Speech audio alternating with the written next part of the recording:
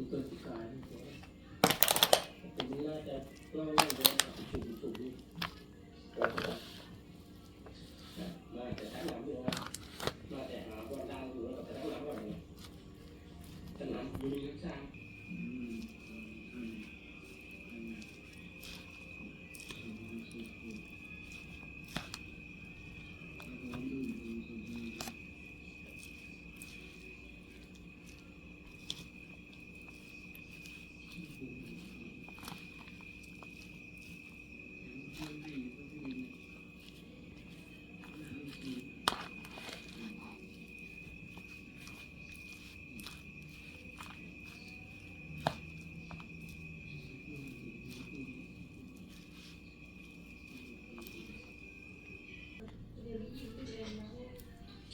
กับปันเท้าว่าเดี๋ยว